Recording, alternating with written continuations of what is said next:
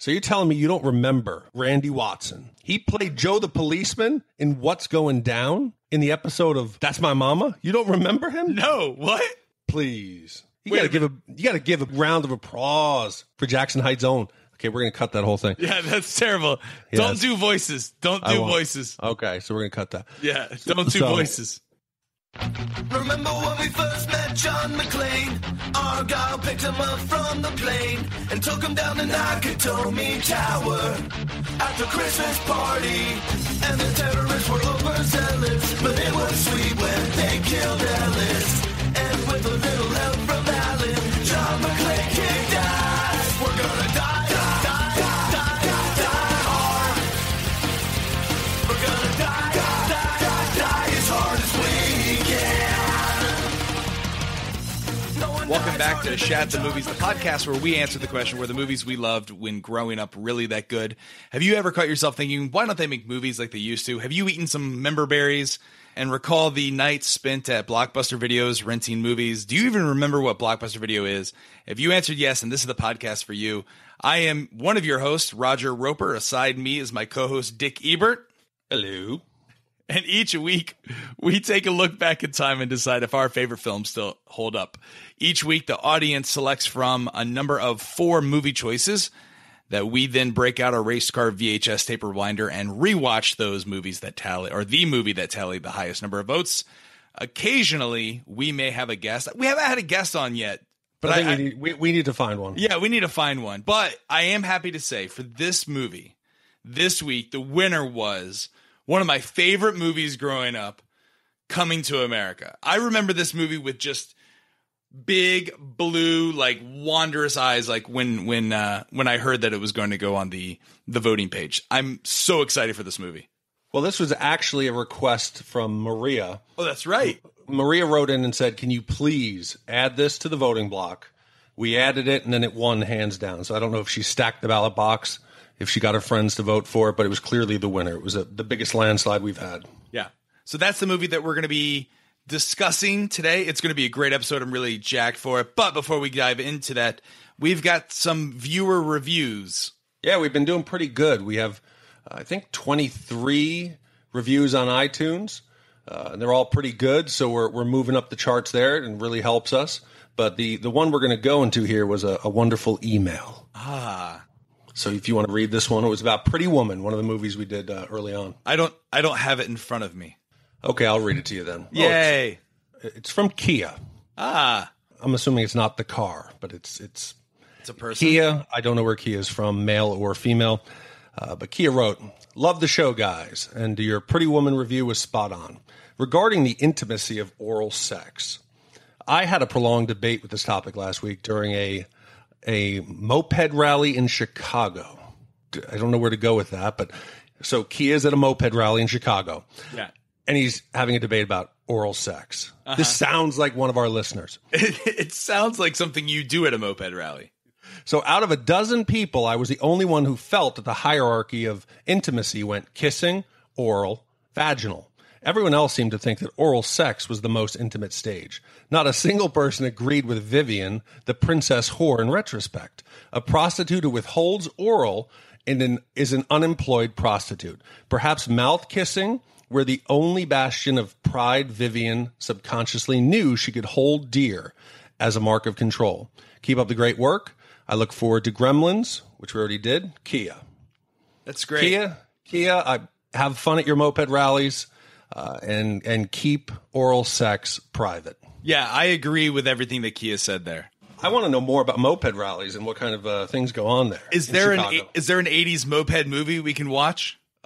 Probably. And if someone would know, it would be Kia. So Kia, write back and tell us your favorite moped movie. Well, I'll review a moped movie. All right. Kia would have to tell us what it is. That's Kia, right. Thank you for listening and keep the debate. We love it. I love when I find out that the reviews we do or the movies we're talking about get people to talk about what they think and what they thought growing up. I think it's cool, and it's what makes it fun for us. So keep the emails coming. All right. So this week's movie is the first movie, Big D, that I remember as being great and held up as being amazing. Oh, I agree. It's also the first R-rated movie with boobs. which I know you're a big fan of. I love, not only did it have boobs, it had butts as well. Yeah, I thought it was, I agree. It lived up to what I remembered. I thought it was a great time capsule for, 1988.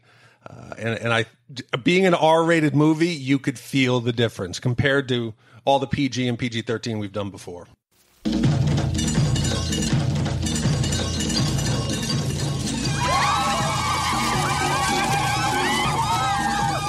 Once upon a time, in a faraway kingdom, lived a handsome prince. He was attended by devoted servants. Do you think perhaps just once I might use the bathroom by myself? Notes to music, sir. Wipers! And engaged by royal decree. Why? Why can't I find my own wife? We've gone to a great deal of trouble to select for you a very fine wife. I want a woman that's going to arouse my intellect as well as my loins. Where will you find such a woman? In America. So he traveled across the sea to the land of opportunity, which is where the fairy tale ends and our story begins. Behold, Semmi, life, real life, a thing that we have been denied for far too long. We're in New York now. Let us dress as New Yorkers. I feel like a complete idiot. Have either of you ever had any fast food work experience before? Certainly not. This will be our first job in the United States. I am Akeem. Nice to meet you, Akeem. I have recently been placed in charge of garbage. That's good to know. Oh my goodness, it is you! Greetings, Your Highness! Who was that? Eddie Murphy, Just the man I met in the restroom. Arsenio Hall, in a comedy fable of royal romance. When I look at these contestants for the Miss Black Awareness pageant, I feel good. Apparently, these are the best women Queens has to offer. Pick one and let's go home. I want to tear you apart. And your friend, too. Coming to America. Sir, I was wondering, did you happen to catch the professional football contest on television last night? No, I didn't. Oh, it was most exhilarating. The Giants of New York took on the Packers of Green Bay. And in the end, the Giants triumphed by kicking an oblong ball made of pigskin to a big H. It was a most ripping victory. Son, Yes. you want to keep working here. Stay off the drugs. Yes.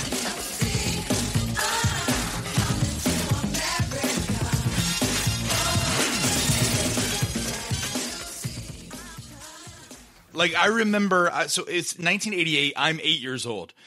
I spent summers with my dad. My parents were divorced, and anytime I spent time with my dad, we just went to R-rated movies. So this was like a bonding moment. I think this is my first R-rated movie that I saw with my dad in the theaters. I'm 8 years old. It's the beginning of the movie, and the royal bath scene is right in the first 5 minutes, so there's boobs and butts. And I'm like, Dad, should I look away? And he turns to me and he's like, no, son. Keep watching. Those are boobs. Like it was like a real male bonding moment for me as a child. That's one thing I remember about this movie. So is that something that long haul truckers do? They take their children to R-rated movies at 5? At the drive-in. Did you go in his truck? No, we did not go in his truck. No lot lizard chasing in the drive-in? What are you talking about?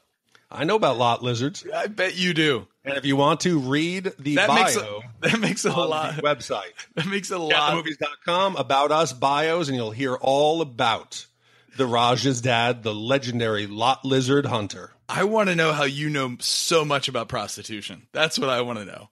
How do you know so much? So here we go. It's jump almost right expert. It's expert level knowledge. What was your memory of watching this movie? Did you watch it in the theaters? Everybody remembers the Black Awareness Week, the barber shop, McDowell's. I didn't really remember any of the beginning. I don't know if maybe I saw the clean TV version and I never saw the R.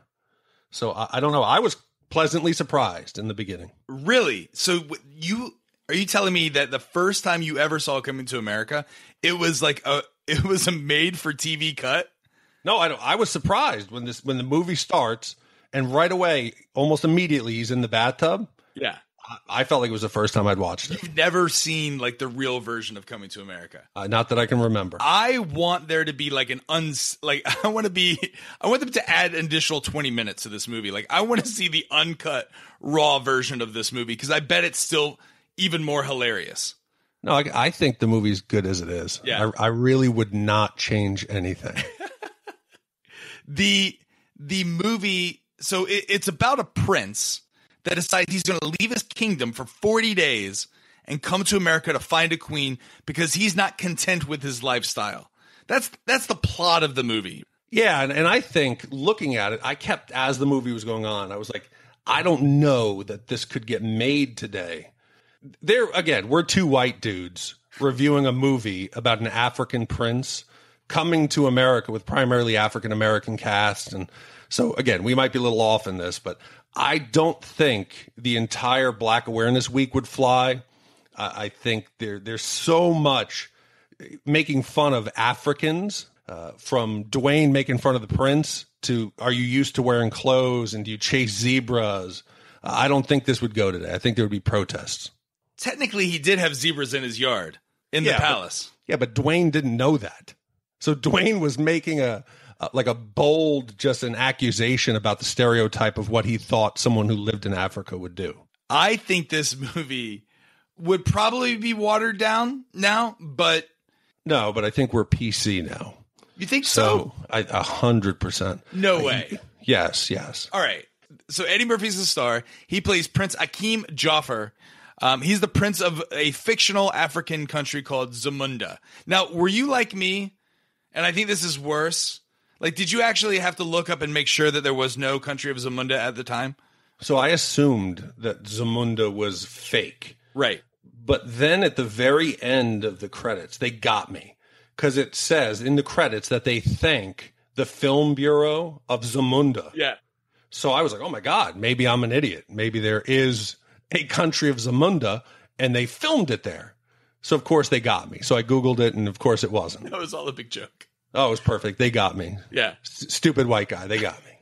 This is the first movie that we see Eddie Murphy playing multiple characters.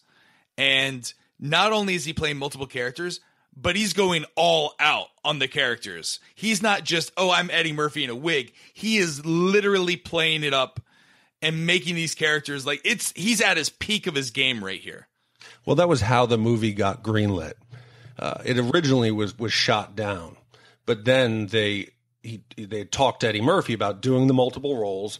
They actually did a screen test and got him dressed in the character of Saul, the old Jewish guy. And they brought him in to see the executives at the studio, not telling them it was Eddie Murphy. So they brought him in there, and about 5 minutes in, they said, why are you in here? He broke out it was Eddie Murphy. They talked about him doing multiple roles, and they okayed the film based on that. I want to only remember this version of Eddie Murphy. To see him in his prime just brings back just flavors of warmth and goodness.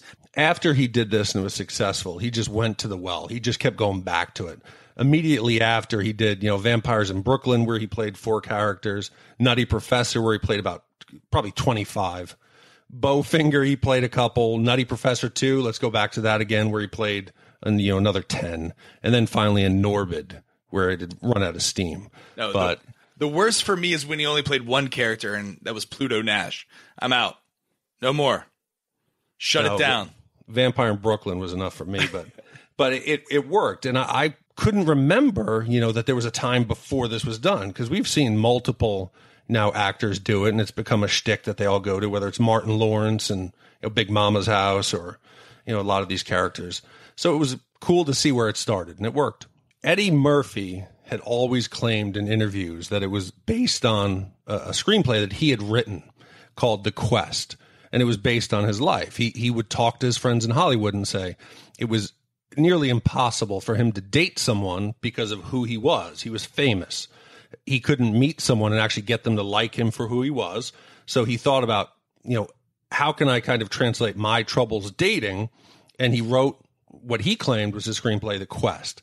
Now, later on, a few years down the road in, Buchwald versus Paramount civil suit, it was proven that actually the script was not written by Eddie Murphy, but it was by Art Buchwald, who had submitted the script in 1982.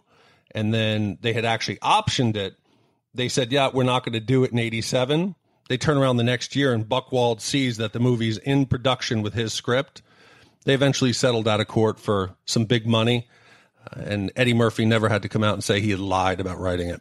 I just don't understand why you lie about writing scripts in Hollywood. I guess I understand from a greed perspective, but morally, you didn't write something. How do you take claim for that? Who tells Eddie Murphy anything? I think it's that crazy Hollywood like Michael Jackson. I want to get a zebra. I want to get a giraffe. Michael, that sounds like a great idea. Let's set up a playground and have children on your property. Nobody's going to think anything strange about that, Michael. I think it's a lack of support or adult friends who surround you who would tell you when it's a bad idea. I kind of buy his story that the allusions that he was making to the plot of this movie about being a royalty in Hollywood and not being able to meet the right woman. And I get that. And it's a good story, but it's not true, Eddie Murphy. It's not true.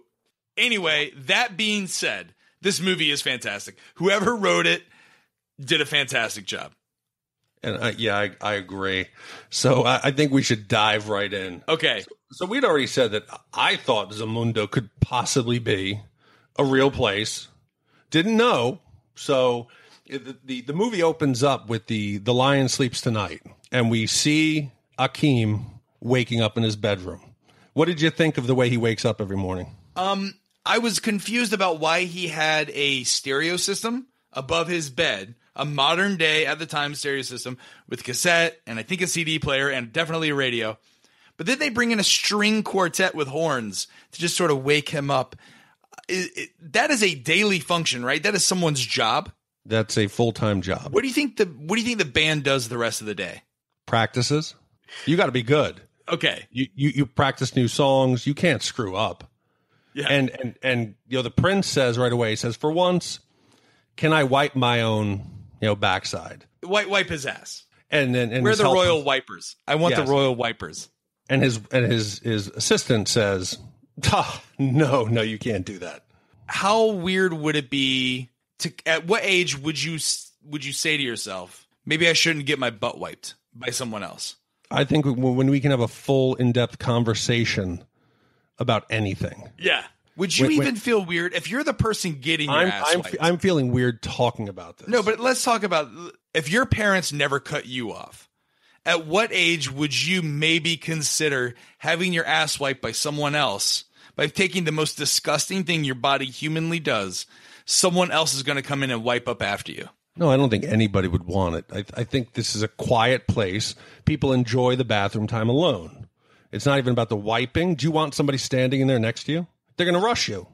You can't just sit there and play words with friends. I tell you what. Somebody over your shoulder. Can I tell you a story from my childhood? I used to think that the bathroom attendants that were in the public restrooms when I was a child, I was a late butt wiper. I used to think that those men were in there to wipe me, like they were the public wipers. Like I didn't have to wait for dad or mom to come in and wipe me. But I knew that, like, that's how aware I was when I was potty trained. I was about a good 5-6 years old before I learned how to wipe properly on my own. Okay, so at 5 or 6 years old, you're going unaccompanied into public restrooms. Listen, it was the 80s. And I've never seen a bathroom attendant in a public restroom. Yeah. I've only seen them in nightclubs. Listen, he may or may not have worked there. I'm not sure, but he was definitely in the men's bathroom. You have issues. He did give me gum afterwards, and I didn't have to tip him. We now transition to the bathtub. Yeah, so that's exactly what I want to do after I do that, is I definitely want to take a bath. And again, this is where we see boobs for the first time. They're fantastic boobs. I'm with my dad in the theater. And do you know how uncomfortable it is to get a boner when you're with your parents? You're 5 years old. No, I was 8. I think I got a boner. This might have been the first time I ever got a boner. This might be the first podcast that leads to legal action. Yeah, I definitely sported some wood in this movie, and I was uncomfortable about it. We didn't talk about it or anything like that. It was just something that I kept in my memory bank for this conversation today.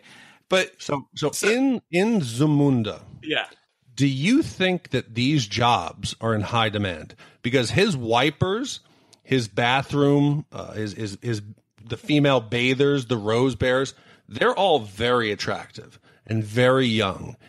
Do you think that there's some kind of an audition, like this is the Dallas Cheerleaders, that this is a desired position? Well, I think the pay is terrible, but the benefits are fantastic. And let me ask you this. How do you think the rest of the residents in Zamunda are doing? The amount of money that this dictator spends. Yeah, I think at the drop of a hat, are you telling me that his people aren't oppressed in some manner? I have a theory that I have to talk about here.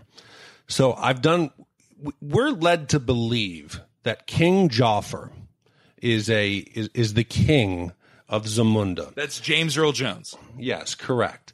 So I did a little research, and I found a website that does some calculations on fictional characters in movies and estimates what their wealth would be.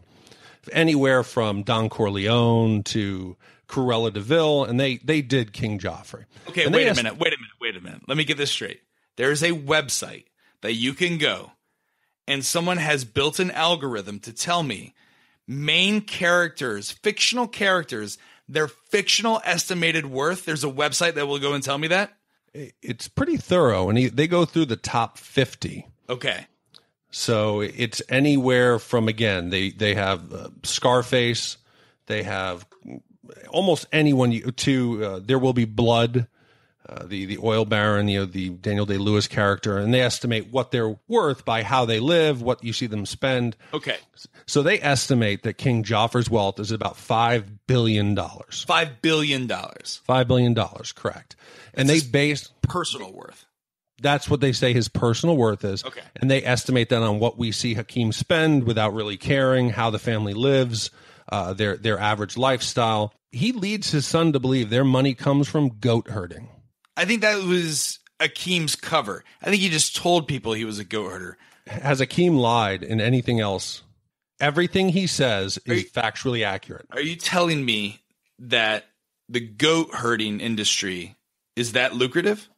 No, I suspect that King Jaffe is not the warm-hearted, loving father, but either a military strongman, or he's dealing in blood diamonds, conflict diamonds, or some form of illicit trade.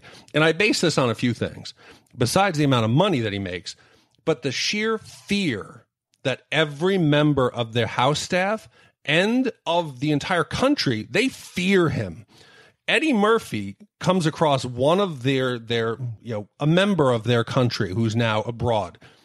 He bows immediately in the middle of the hallway of Madison Square Garden. That's not respect. That's fear. He's afraid that he will come back to Zamunda and his entire family will be massacred because he did not pay respect to the prince.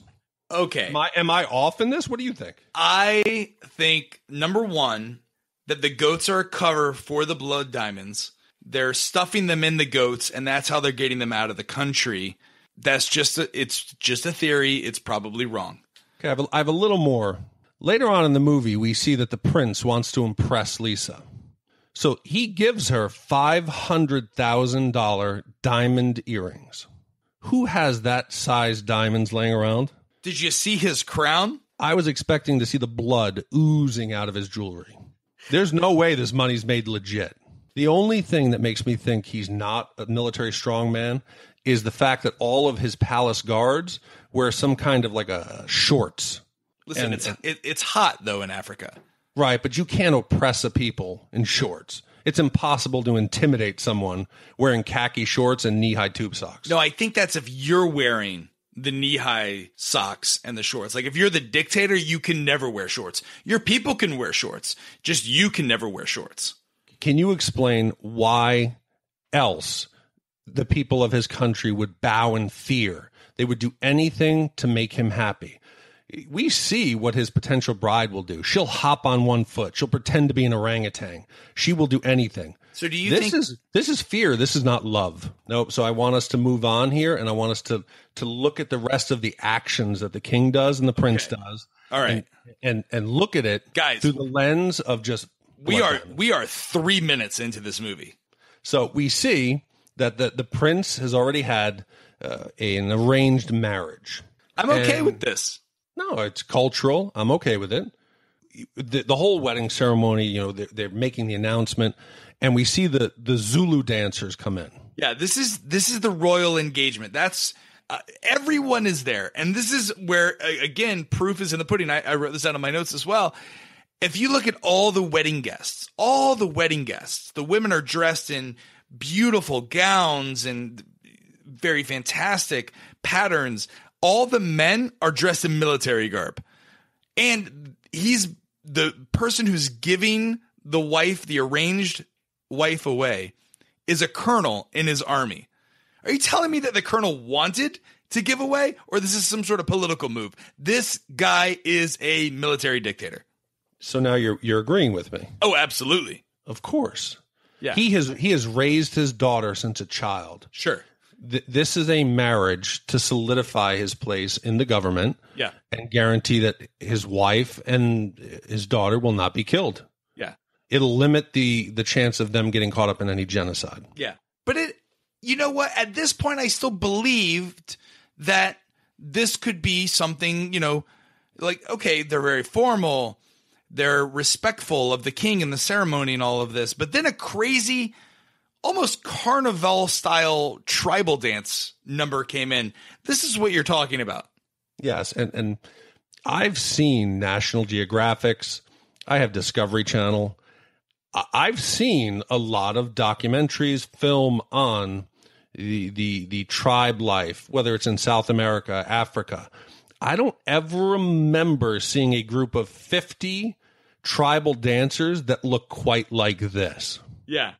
It was like we were at a Las Vegas review show of the adults only version of the Lion King dance. With G-strings and tiny pasties. Right. It looked like the Fly Girls from In Living Color. Funny you should say that. Do you know who the choreographer was for that dance number? Miss Paula Abdul. Paula Abdul. Yes. Yeah. I heard that this is also a sped up version of the Thriller dance. That they asked Paula Abdul to do the choreography. She had no idea any African tribal dances. Right. So she modified the Thriller dance and just sped it up to make it look like a tribal dance, and it works. But I couldn't get over the fact that there's about 80 people in this room, whether it's the dancers, the royal bathers, the flower droppers, the rose peddlers. They're all more attractive than his potential bride. Yeah, well, I thought it was a little terrible, the fact that they made fun of that poor, you know, royal consort that made her way up through the crowd. Who, Precious? Yeah. What about the fact that the prince, who's supposed to be this good guy, he sees Precious walking up and he goes, oh, no, you can see the fear. Yeah. So is he as good as he thinks he's good? No, he still wants like a hot babe, right? He wants a hot babe. And I would have personally gone with Bathing Girl on the far right. All right. So at the end of this movie, they go through an entire cast scene. The rose peddlers, they give the actress's name. One of them is named Feather. Now, Eddie Murphy has had a history, a string of history, it's very well known, of going and frequenting strip clubs. Do you think that he had to give Feather? I couldn't find Feather in IMDb is what I'm saying. No, these all look like Eddie Murphy's type of girls. Yeah, she's been in one movie, and it was Coming to America. So Eddie Murphy decides, I need to take my own fate into my hands. I want a woman who cares about her own feelings, who doesn't just bow down to me. She's not a dog. So he decides he's going to spin the globe. He says, where should we go? He says, America, New York, or California. They flip a coin. It's New York, and they end up in Queens. Probably the last place he should have gone to try to find his queen. Well, I love when they go, so we see them now transition where Semmi and the prince are going to go to Queens. I love the fact that this is dirty snow. New York in the winter. This is not Gremlins with the white fake Hollywood snow. This is authentic, dirty, grimy, nasty snow. I loved it. Right. The grittiness of the of Queens definitely comes through. Okay.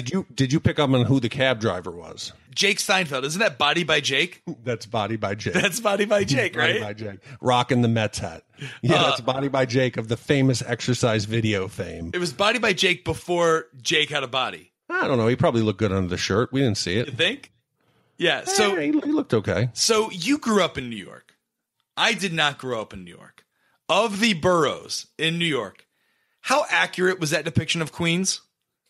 I think that was pretty accurate of New York in the mid to late 80s. I mean, Times Square was primarily porn shops, before it was cleaned up and turned into the hub of tourism now. The subways looked like that. I felt it was pretty accurate. It was a bad time in the 80s in New York. Now it's completely different. But I think to the time, I think it was a pretty good representation of Queens. I think I can attest to some of the stuff that goes on, whether you put down your bags and you turn around and the locals will come running out and steal every piece of luggage that you have, or whether there were burn barrels. I don't remember seeing that, but maybe. Yeah, it seems as if Eddie Murphy, Akeem's character, has no real true understanding of the value of the dollar. Because does he not understand it, or does he just feel very charitable about it? No, he has no idea. He's never known anything but his own limitless desires. Right. So he doesn't care. He'll call his father. He'll get some more money. So he is there. He doesn't care. This is almost like a human safari for him. Got it. He's out there just, I'm going to live like the real man. I'm going to see what's going on. It's almost insulting that he treats it like he's going to the zoo to see how the local regular New Yorkers in Queens live. Yeah. So they tell Jake Steinfeld that they're not rich. They're just ordinary African students, but they're traveling with nothing but Versace luggage, and not just luggage, but trunks, just giant trunks. And I walk around with stacks of $100 American bills, and they rent the place in a pretty terrible apartment. Yeah, they walk into the first place they see above the mighty T Sharp barbershop, and they say, I just want meager accommodations, and they get a room that has police tape on the outside of it. They open it up, and there's the chalk outline of not only the blind man resident, but his guide dog. And the landlord says, it's real messed up what they did to that dog. Yeah. I felt bad for that dog. I really did. And we see the chalk outline, and then there's a giant rat that runs across the room. But I can't buy the fact that a prince who's lived in luxury would not be revolted by this. Listen, would you ever sleep with rats, like purposefully? No, I think nobody would. Have you ever been a prince of an African nation with a father that has $5.6 billion in net worth? So now the boys are in town. They decide they're going to have to go out and they're going to have to go find their queen. So where do they go? They go on a little club montage. Yeah. I enjoyed this club montage. They're going to 80s clubs, and then every woman they was hilarious. I don't know. Who do you go with?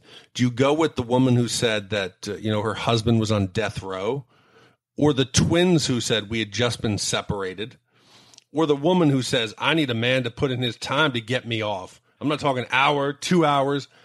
I don't know. Who of that group do you pick? I think maybe you got to go with the twins who were just separated. I really enjoyed. I didn't know what the problem was with the girl that was into groups. I didn't know what was wrong with her. She's like, I'm into groups. She was great looking, and she enjoys. Are you telling me that now is Semmi his manservant, or is Semmi his best friend? That's kind of like a rich cousin. The amount that Semmi talks back makes me think he's more than just a manservant. Yeah. He's the only one who talks back and does what he wants. So I think he is family, or he's come from a situation that he feels safe. Everyone else would be put to death. Yeah. But he's more of a best friend, maybe cousin. So I didn't understand in the dating montage. Yeah.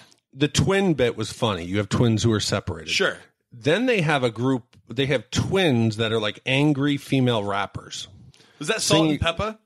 No, they were singing about how every DJ wants to get in their shirt and touch their boobies. So the boys decide, you know, this isn't working. So they go back to the mighty T Sharp barbershop, and they're going to go talk to the head barber and say, you know, where can I need to find myself a good girl. Yeah. He's closing up the shop, and he tells them, you're not going to meet a good girl in the bar. You got to meet him in the library, or you got to meet him where I'm going. And he's going to the Black Awareness Week pageant. He says Black Awareness Rally. It's not even a pageant. It's a Black Awareness. It is a rally set up in some sort of community center nearby. But we're both in agreement that the movie Barbershop was based on Eddie Murphy's portrayal of this barbershop, right? Yeah, Ice Cube claims to have written that script. All right. But yeah. it is based on what we see in the barbershop. It is. If the movie Barbershop, if Ice Cube claims anything other that the Barbershop movie is based off of Eddie Murphy's performance in this movie, he's lying. No, let's get serious here. Okay. All right. Well, he says the best place to find women are church, library, and the Black Awareness Rally. A place for self-expression, seems to be children-focused, and a rally to rebuild Lincoln Park. But all of these really good things have a beauty pageant, like where they're in bikinis. I don't know that this was maybe in a day. I don't know that Black Awareness or this pageant was, you know, on such a public stage. It seemed almost like this was a local thing, and I don't see today how this would fly. How this is supposed to be a celebration of Black culture and Black awareness.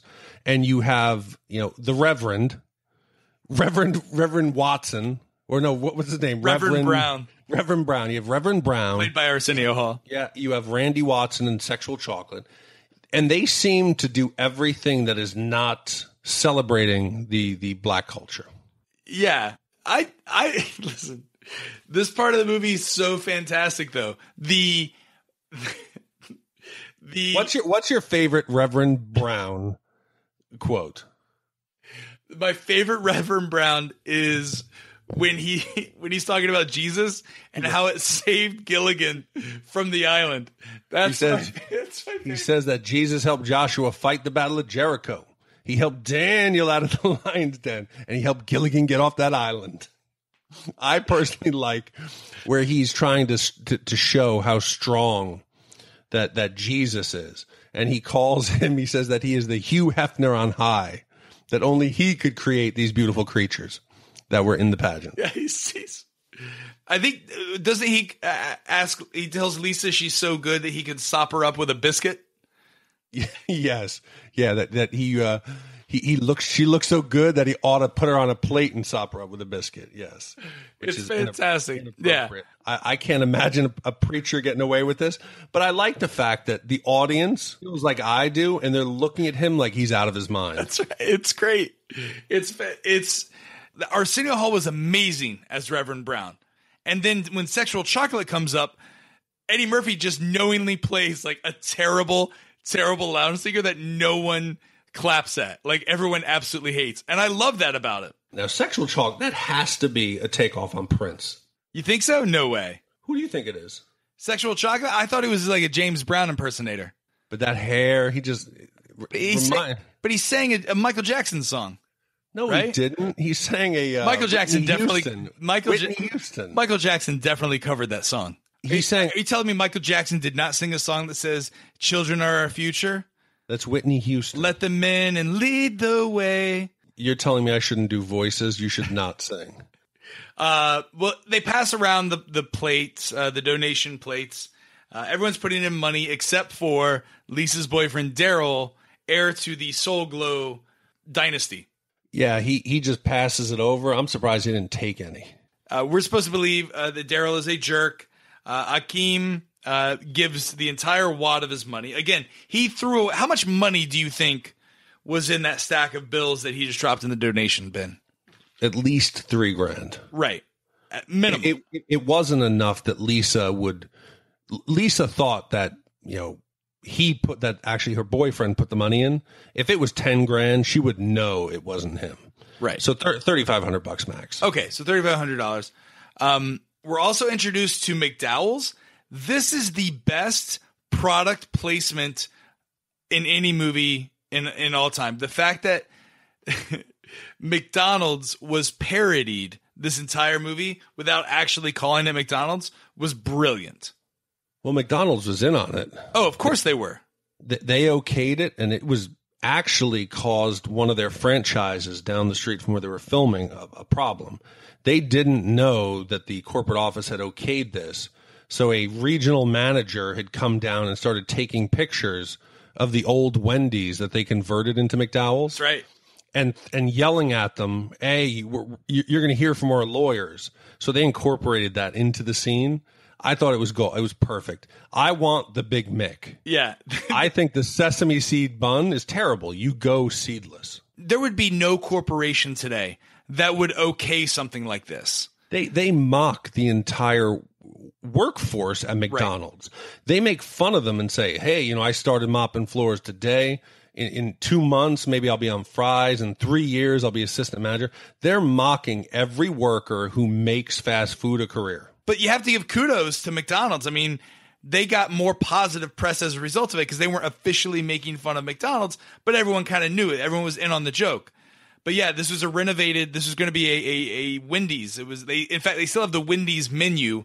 If you look closely when they're introducing the counter, it definitely looks and feels like a 1980s Wendy's.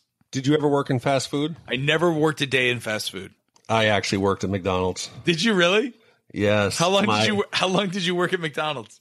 Probably about half of my senior year in high school before I went to Blockbuster. All right. So how long is that? Is that 6 months? Is that probably, a year? Probably 6 months. All right. So you worked 6 months.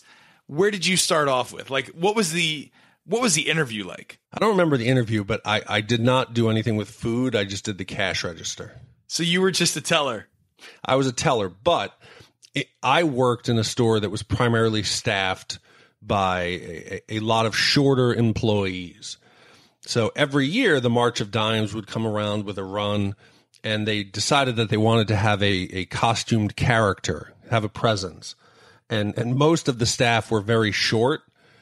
I was tall, so I got the task of being Grimace. So you got to be the purple weird thing that people would come up and hug?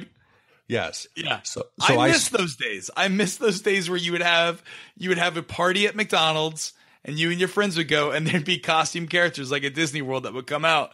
You were one of those costume characters. There's nothing like a hot summer day in New York and wearing a giant plastic cone insulated with purple fur and standing on the corner and waving at cars for 7 hours. All right. So did each store have its own suit that you would wear, or would that suit be rotated amongst stores? No, I think you passed it around. I don't think we had it in stock. So that thing never got cleaned. It had to have. No, it never got cleaned. You could not have put somebody in that after me. They would have passed out. Was it that bad? Oh, and I remember my best friend in high school. He set up across the street and just sat there and heckled me for about 5 hours. When you worked at McDonald's, was there like a hierarchy? Like with the people that were able to touch food, did they think they were better than you? Like, did you look up to them while you were at work for those 8 hours? Or was it something that you were like, I just got to get in and I get it out of here? No, the only hierarchy were the people who were there for a long time. Yeah. And this was they were going to be there for a while, or the people like me who were just in there trying to make money for the summer. So there was a little, a class battle between those two where we would look at them like they were idiots. They were going to be there for 5 years. And they looked at us like the garbage summer help who was just there trying to pick up a shift. Okay. So they didn't respect you guys at all. No, nobody respected each other. You're working at McDonald's. It was awful. Is there anything redeeming about working at McDonald's? Like, was there anything that you went like? All right, I'll give you an example. I worked at Publix. That was my first job. I got it because Publix supermarkets, and I think maybe fast food in Florida, they could hire you at 15. So I didn't want to work fast food. So I worked at a supermarket. The redeeming quality of a supermarket is you typically have fun people to work with, and there's a lot of them, and you can flirt with all the girl cashiers that also go to the same high school. And like there was just that sense of, I don't know, it's a supermarket. I was only there for like 5 months, but then I went to Disney, where it was all a social hour, and there were the benefits of like working at Disney because you could go to Disney World. I can't think of one benefit of working at a fast food restaurant. It's a hot, greasy place with people who are looking for a $2 meal in 5 minutes or less. You're not building friendships. You're not meeting people. You're just getting acne, getting no paycheck at the end of the week, and just really starting to hate people. How much food would they give you to keep quiet? Like to keep coming back? No, they can't do that. They never gave you food? You get lunch, but it was something like one of the Happy Meals. One of the meals, like a number 5. Are you telling me that you worked at McDonald's and you couldn't even get free meals? No, because at the end of the shift, like when you had food left over, if they let you take it home, that would make the chefs just cook more so that there was more extra to take home. So they wouldn't let you take anything. So you just threw away good food. Threw it all out. That's corporate waste. That's absolutely ridiculous. Mm-hmm. I agree. That's absolutely ridiculous that you worked at a shit job with shit people and couldn't even eat their shit food. Yeah. It was rough. Oh my God. Now I don't feel so bad that McDowell's but I feel like McDowell's had it going on. It seemed like they really cared about their fresh food, and they really cared about cleanliness, because every time that we see McDowell's, it's getting cleaned. You walk in any McDonald's today, they haven't seen a mop in at least 3 months. At McDowell's, we get to see Lisa's boyfriend, Daryl, and what a complete douchebag he is. Yeah. Besides driving that fire red Firebird, the T-top, and being a complete douche, spraying his Jerry curl everywhere. But we're now introduced to the fact that Daryl, who comes from money. Well, he comes from Soul Glow money. Do you think they've diversified their product? As soon as Jerry curls go out of fashion, which is arguably, according to the timeline of this movie, 3 years, they're bankrupt. Like, there's nothing to do with that Jerry curl. They might have diversified into nail products or some kind of conditioner or shampoo or maybe a lotion. So, Semmi and Akeem, the whole reason that they get the job at McDowell's is so that Akeem can get closer to Lisa. Daryl, he finds out, is the boyfriend. This guy, there's no redeeming quality about this guy, right? I remember him being a cheater, that he was constantly looking at other women. There's never a case. He's just not a good guy. Akeem is better, but from everything he does, he's not a bad guy. Other than throwing the milkshake at him, that's really the only bad thing, or cowering at the Samuel L. Jackson robbery. But all that's understandable. So I don't think he's a terrible person. At the end of the movie, we see him really upset. So maybe he did love Lisa, and he's trying everything he can get to get her back. He's just misguided, and he's raised by the head of the Jerry curl. He's beating a dog at the end when the dog gets sick on him. He's beating the dog with his flowers. That's not nice. We never see that dog again in the movie. I assume he killed that dog. Dottie is fine. Dottie was vicious. So I think he's a good guy. Because what does he do? Obviously, he could treat Akeem like shit, but he offers to take him with him to the St. John's game, where he's famously jerked off by Patrice. Patrice coaxes Akeem to take off his jacket. After he does, immediately she slides in to give him the HJ, right? I never thought that they finished. I thought that he got up and cheered as a way to for her to stop. I think he actually came. He went to the bathroom to clean up. Yeah, I did not catch that the first 30 times I watched this movie. That'll be an awkward moment down the road after the wedding. And maybe that's why Patrice isn't at the wedding. Right. Well, this is also where I'm getting clues that Daryl's a jerk, because he's asking him questions about what games they play in Zamunda. Oh, he's a straight up racist. And he asks him if he chases monkeys. And he says, is this weird for you to wear clothes? Meanwhile, what is Daryl wearing? He's wearing this combo Clint Eastwood cowboy poncho. So the Zamundian people that come up to Eddie Murphy, though, I don't feel like they're afraid of him. They may be afraid of the father. They're afraid of the tradition of bowing, but they really like Akeem. They think Akeem's a swell dude. They want to take pictures with him. Like, they're not afraid of him. They're excited that he's there. Because they're hoping that there will be a change in the regime. That Akeem will be... Maybe, yeah. That he will go back to Zamunda, educated. He will take over, and their parents can possibly leave the country. They might be trapped there. They might be trapped in America. No, his parents. Oh, the employees. Yeah. Oh, I totally got that. Like, why are they in America? They were obviously fleeing the military dictatorship that happened in Zamunda. They were probably former bathers that ran away. There's no male bathers. Are you kidding me? That's sexist. That actually is. Daryl asks if he's learned to fight lions and tigers. He has no respect for the African heritage.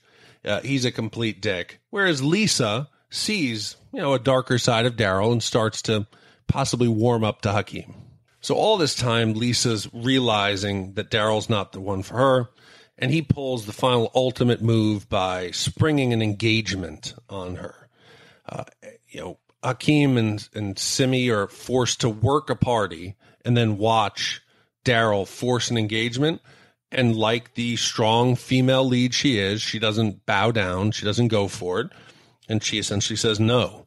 And at this point, she starts to see Prince Akeem as a shoulder to cry on and starts to kind of respect him and see him as a potential mate. Yeah, Daryl is essentially the character. What I got from the movie development of Daryl is that he is supposed to be what Eddie Murphy should be.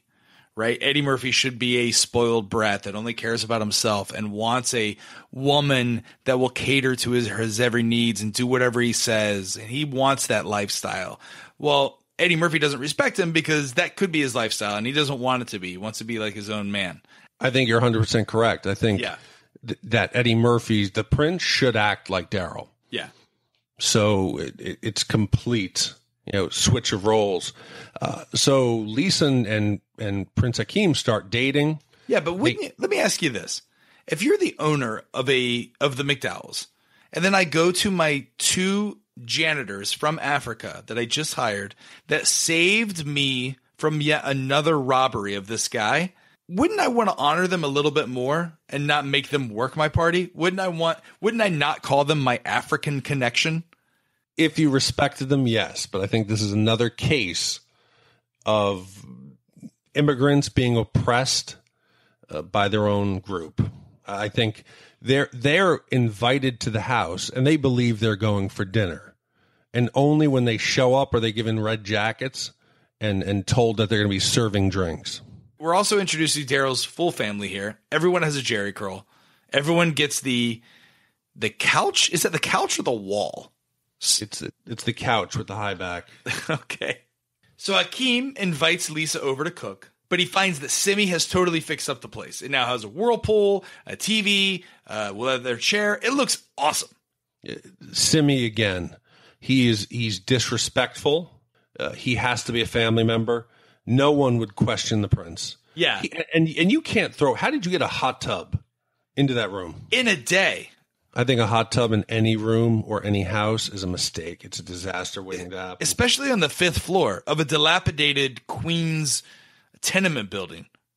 But when Akeem sees this, he doesn't want to let Lisa in because he wants Lisa to think of him as a poor immigrant and only like him for him. So he steals, or he takes, I guess, all of, is it Semmi's money or is it his money? He takes all of their pocket cash. Is it Semmi's pocket cash? Because he says, Semmi's is the don't take away amount. my pocket change. Yes, he takes away Semmi's small amount, and then he takes the giant wad of cash that he has. Okay. Now, when they're on the date, Akeem gives this money away to 2 characters that I didn't know actually were also characters from another movie that Eddie Murphy did. How'd you not know that? I had no idea. This is the first time. This is the first time I recognized it. You're lying. No, I'm not. I had no idea that these were the same characters. It's Randolph and Mortimer Duke. I had no idea. What did you think he meant when he says I thought he was just being a nice guy. And like they were just two white old homeless guys that lived together. I didn't know their backstory. I didn't know where they came from. I didn't recognize them. But yeah, the same. The cameos from Trading Places. Oh my God. Don Amici and Ralph Bellamy. How did I not catch that? Like that was, again, I love this movie. This movie is fantastic. It all comes full circle. Yeah. So they do some dancing and they start to make out. And then it seems as if they're going back to his place, right? To like do it. They're going back to his place. And they find out that Semmi has sent a telegram back to Zamunda asking for $600,000 and telling them that they're in dire straits. So the king and his entire entourage has already been to their place. Wait a minute.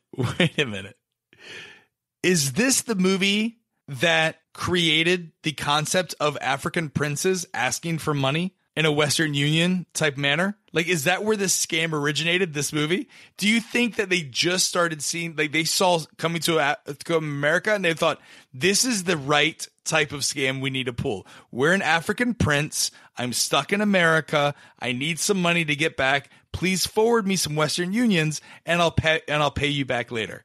The scary thing is that it has worked. Oh, yeah. If it didn't work, they wouldn't continue doing it. I think who's falling for this? The first time that scam ever was used, I think they just copy pasted the dialogue from Coming to America as a prank. I think that they were like, this will never work. And then it did. So they just kept doing it. So as a result of this Western Union, the parents just come straight away. They're full entourage. They've New York's finest police escort, diplomatic plates. And again, everyone who sees them is afraid of them. Everyone who sees them that knows them. But he's got, again, when you talk about the cost of this prince seeking love excursion, this 40 days, how much did it cost their economy? You know that they have to pay for American Secret Service when they're here in the States. That can't be cheap. Plus all the cars, the rooms at the Waldorf Astoria, not for just them, but also for their entourage. They're dropping at least $4 to $5 million on this one trip.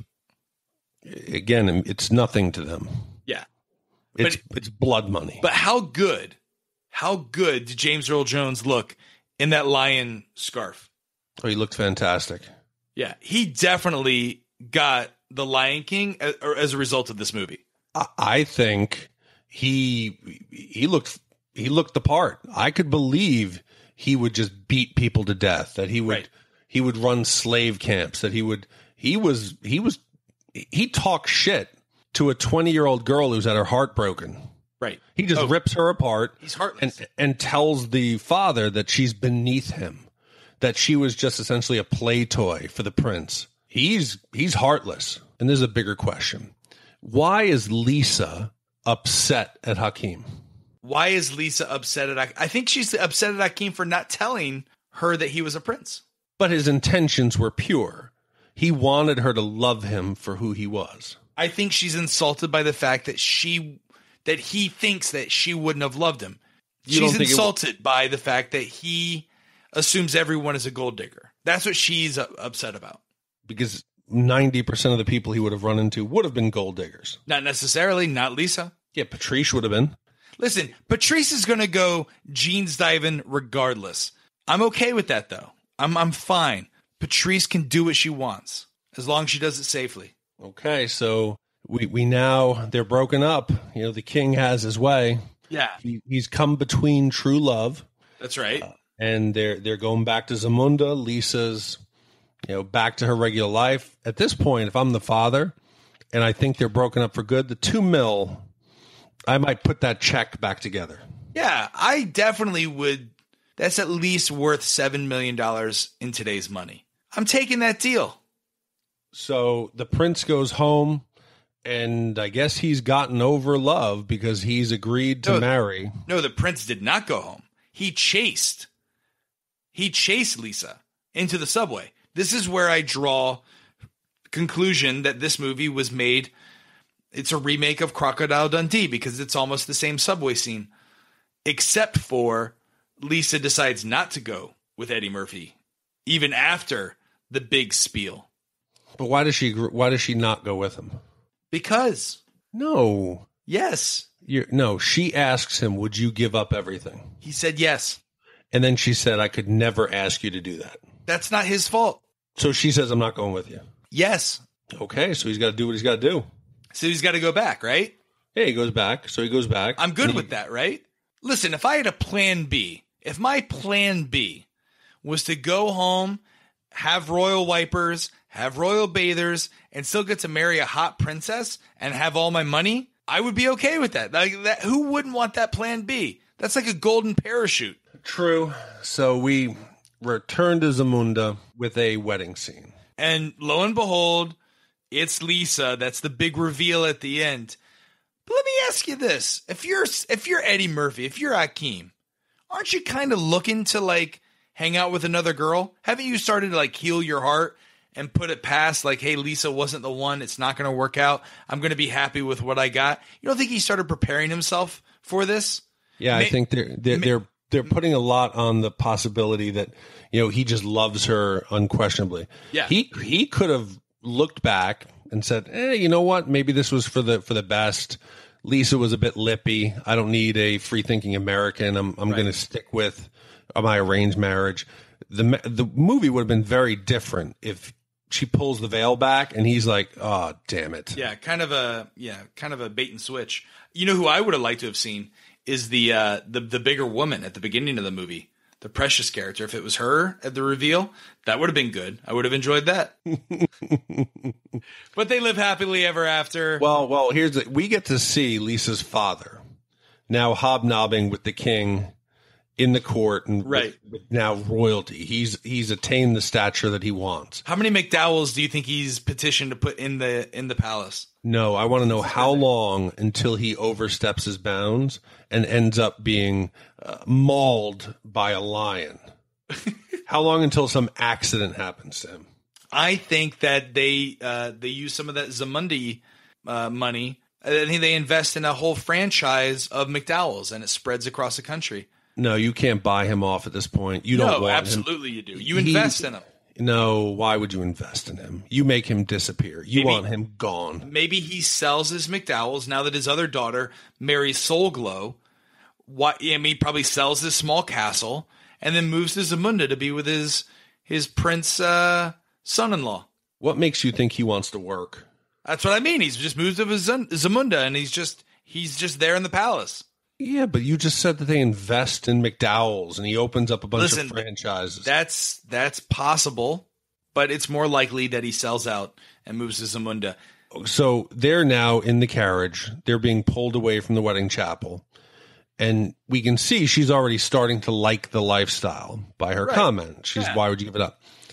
We've never seen Zamunda outside the palatial palace. Oh, I'm sure it's a shit show. Oh, I think at the gates, you're going to have hundreds of locals starving. Mm-hmm. And I would love to see the shock on Lisa's face as she sees what she's become.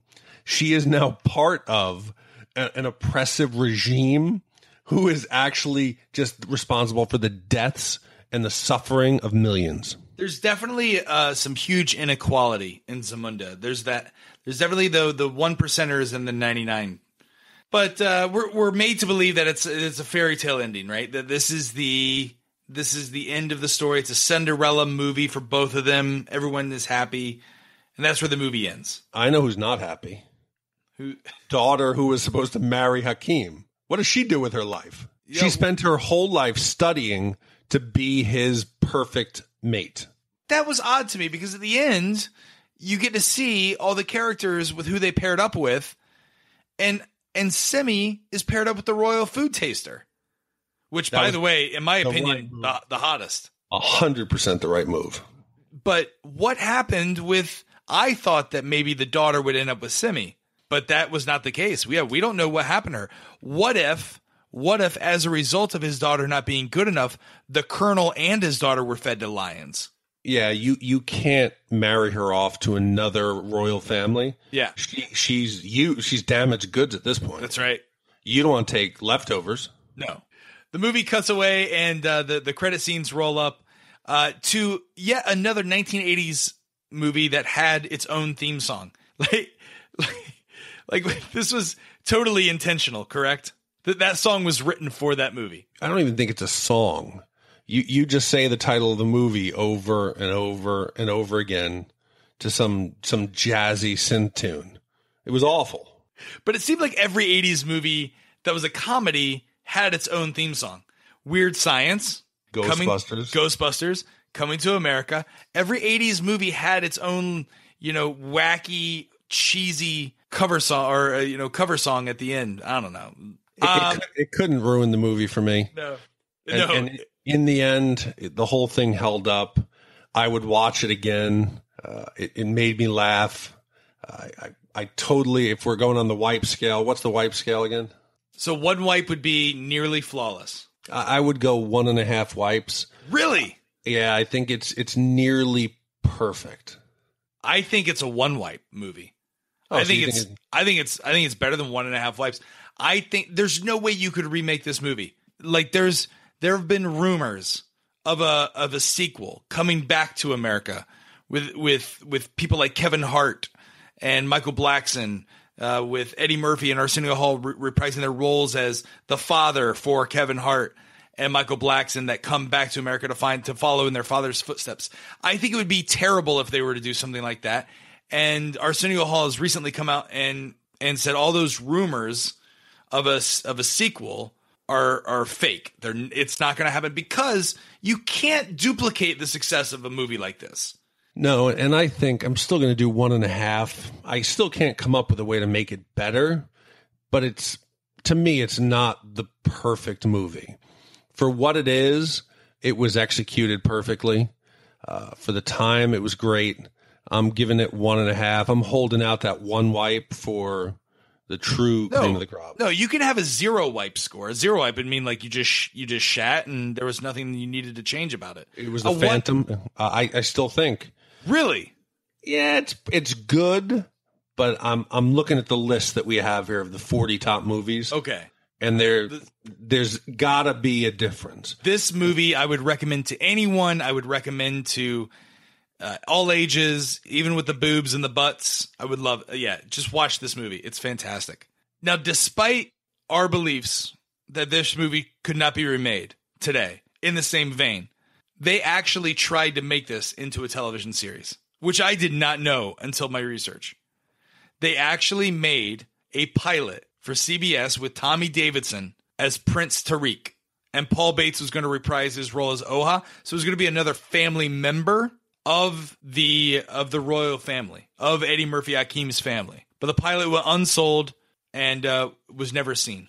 So do you think a Coming to America series could happen? Like, do you think it would be good?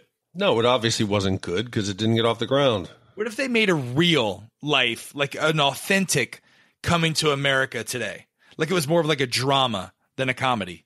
Like the Real Housewives of Zamunda? No, just like a dramedy, maybe. Like, like a romantic comedy, but almost a Judd Apatow Netflix series about love. We just said it was perfect. Why are you trying to remake it? You're right. This movie is perfect and cannot be made in, because sometimes you can make things into a television series and be better. But nope, this movie's too perfect. All right. Okay. All right. So we both agree. So if we're going to add up our Shat totals, we're giving this movie 1.25 wipes. So you're saving some toilet paper this week. So that's all about Coming to America. I think that it was a delightful week for me. I'm really excited. What are the 4 movies that we have upcoming? The 4 movies that we have on the site right now for you to vote on are Flash Gordon. Terrible. Oh, come on. I remember running home to watch that. It's a great one. The Lost Boys. Ugh, even worse. Risky Business. Yes, I'll watch that again. Boobs. The Sandlot. Oh, classic. Classic. Come on, Sandlot. Right now, The Lost Boys is winning. Oh, we're going to have listen, I'm going to shout all over that movie. So please get there and vote. Let your voice be heard. How can they find us, Big D? Go to the website, shatthemovies.com. It's all there. iTunes, SoundCloud, YouTube, Facebook, Twitter. the whole business. Just Google Shat the Movies. We're like the first 3 pages of Google. It's unreal what you've done with that website. That's where you can go and vote on these movies. And if you want to email us at hosts with an S at shatthemovies.com. Again, that email address is hosts at shatthemovies.com. From all of us here at the recording studio, in-house, and everywhere, remember, when watching a movie with your buddy, always leave a space between the two of you, or they'll think you're together. Not that there's anything wrong with that. Not that there's anything wrong with that. Have a good weekend, people. Fuck you, too!